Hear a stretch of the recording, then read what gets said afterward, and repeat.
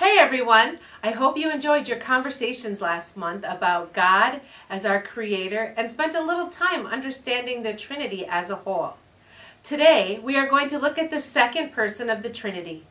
Jesus is probably the most famous person of all time.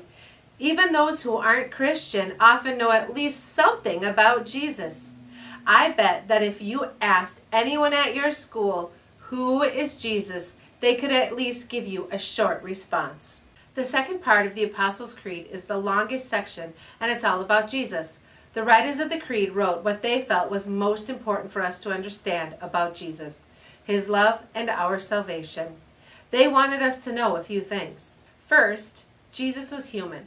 He was born like a human, He lived like a human, walked, talked, loved, and died like a human. But Jesus was also God in every way. He could heal people, perform miracles, and teach us something about love. He did all of these things like only God can. Jesus is how we know and experience God here on earth. The writer of the Creed wants us to profess to God that we know that Jesus was fully human and fully God.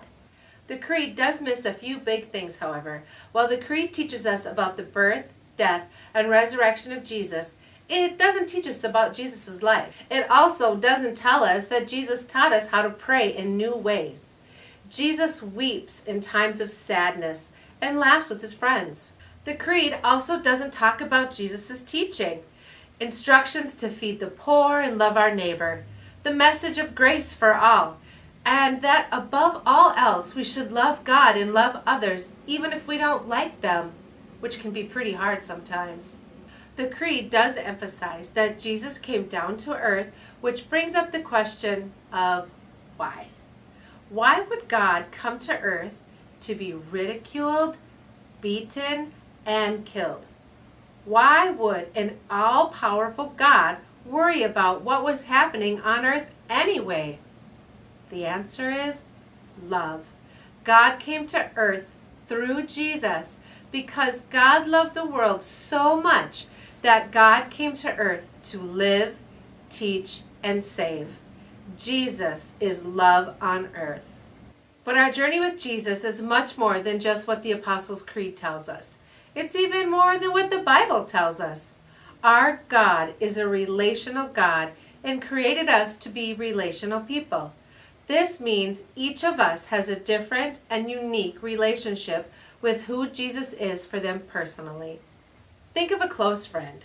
Your relationship with them is different than how others view them or have a relationship with them. You know and understand different parts of them. You might have different activities you participate together or have different conversations. No two friendships are the same.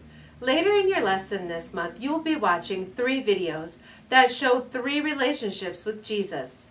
3 unique and separate videos of who Jesus is in our world.